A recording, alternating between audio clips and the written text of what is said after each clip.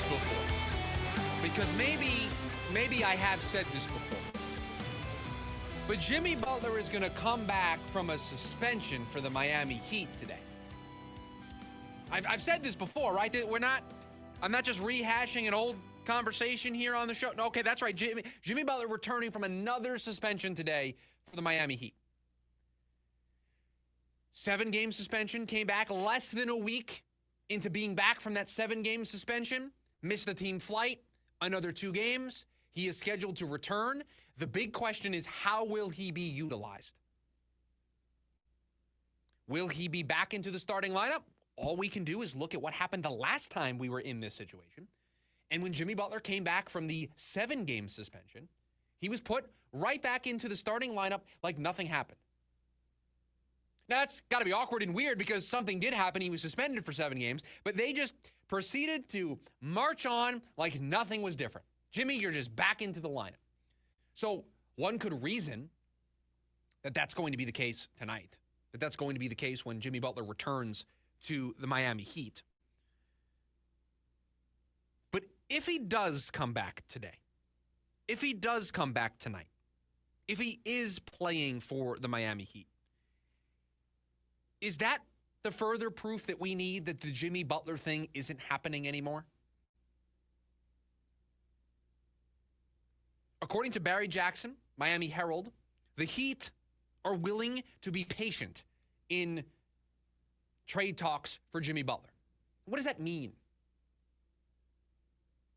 Because if they're going to play him, let's try to pair all this information together. Let's go on a journey here, everybody. If he's going to play tonight, that would tell me that they're not close. Because let's just tell it like it is. The Miami Heat want out of the Jimmy Butler business, and they want out of the Jimmy Butler business very, very quickly. They would like to be done with this. They would like to not have to potentially suspend Jimmy Butler again for the next thing that happens. They would like to be done. They are a team, and Jake Fisher, who writes for Mark Stein's Substack, NBA reporter, has been covering the league for a long time. He says that the Miami Heat are still trying to be a playoff team. In their pursuit of a Jimmy Butler trade, they are not looking to just get back draft assets and they're content being a lottery team. They want to try to go for it. They want to try to make the playoffs. They feel like everything that's going on right now, a little bit of bad injury luck, this stuff being a distraction, they feel like if they can get healthy, if they can put the Jimmy Butler stuff behind them, that their future could see them making the playoffs in the Eastern Conference. So if they're not pivoting to go into the lottery, if they still want to be a playoff team, and they're still willing to be patient, if Jimmy Butler takes the floor tonight for the Miami Heat, doesn't that tell us everything we need to know? That this deal's not close? That the Miami Heat are still not getting what they want back in a deal? Or the Phoenix Suns can't get a team to take on Bradley Beal's no trade clause? And we're going to talk about a new potential suitor that has emerged in all of this here in about a half hour from now. But if I watch Jimmy Butler take the court tonight for the Miami Heat in any capacity, that tells me that we're not close.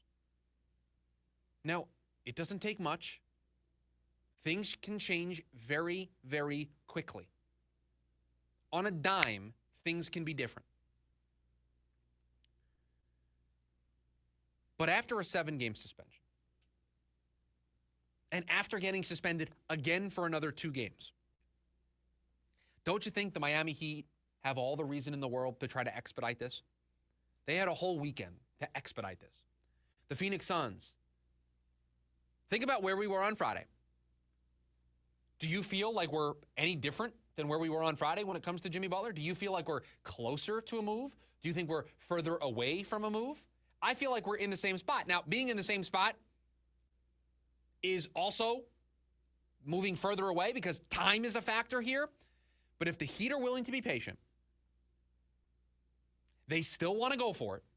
They're not using this as a pivot to try to tank and get into the lottery. They're still going to try to go for it. Then with each passing day, this gets more and more challenging. This becomes more difficult. I thought for sure we'd have a resolution to this by today. It's January 27th. The trade deadline is the 6th. Producer Dylan, can you tell me what day of the week that is? I think it's a Thursday. My days are not the best. So about a week and a half or so. Each passing day, this gets more and more difficult.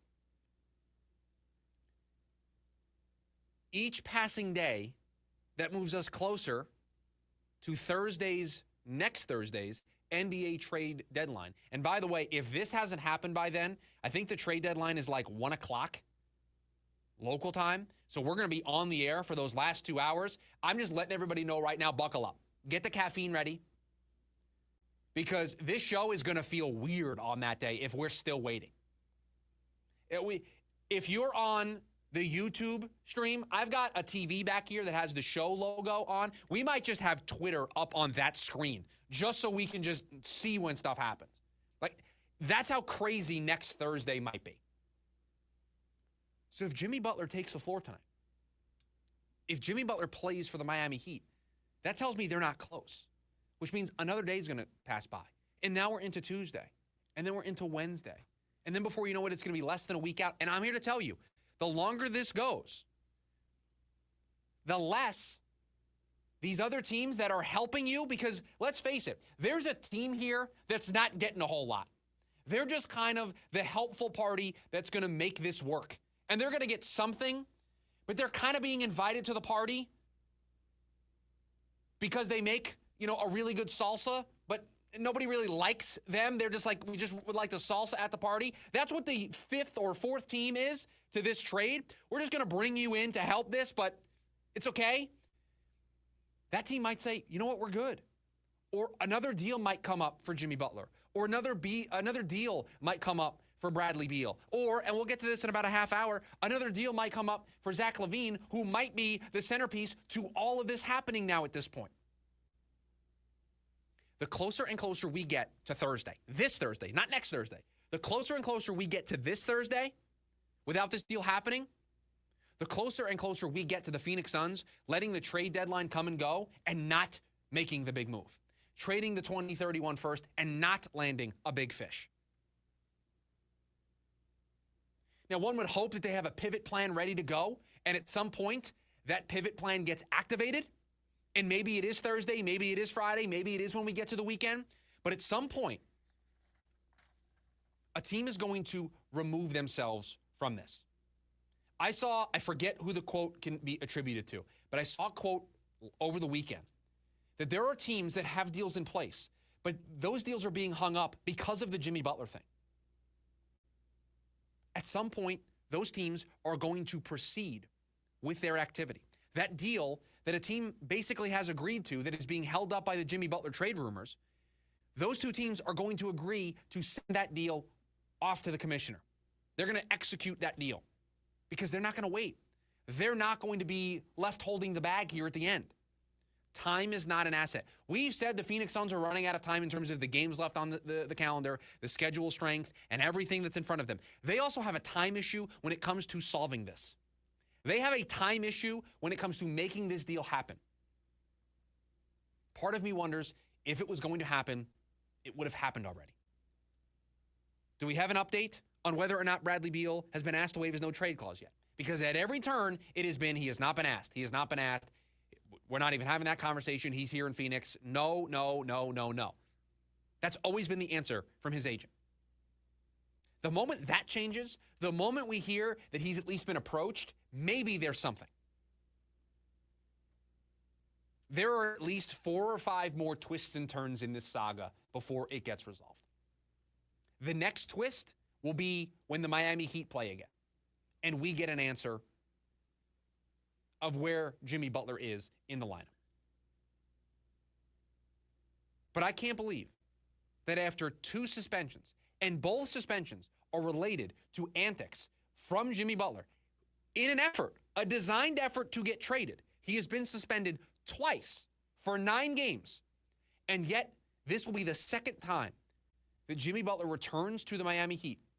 And the expectation is that they are just going to continue on and operate as normal. There is nothing normal about what is going on in South Florida. There's not a single thing that is normal about this.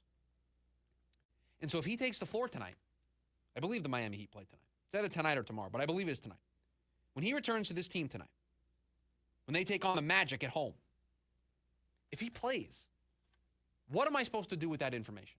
Other than read it as, this still isn't happening. This still is off the table. This still isn't even close. We talk about something being at the 10-yard line or in the red zone or the other side of midfield. If Jimmy Butler plays tonight, the Phoenix Suns, in their pursuit of Jimmy Butler, they're inside their own 25. Now, it's the modern NFL. It just takes one play, and we could have a chunk play that gets us into the red zone. So it doesn't take much. We've got the timeouts in our back pocket, but we're pinned in our own end if Jimmy Butler plays tonight. We are pinned on our own end of the field without any information that tells us that they're close. And now we've got this Chicago Bulls, Zach LaVine thing that in about 20 minutes from now, we're going to sprinkle on top of all of this. Jimmy Butler. He's the gift that keeps on giving. I had somebody in the building ask me today what I was covering on the show, and I was talking about, the Super Bowl, and we're going to talk about the NFC Championship here in a little bit. And then I said the gift that keeps on giving, that is the Phoenix Suns.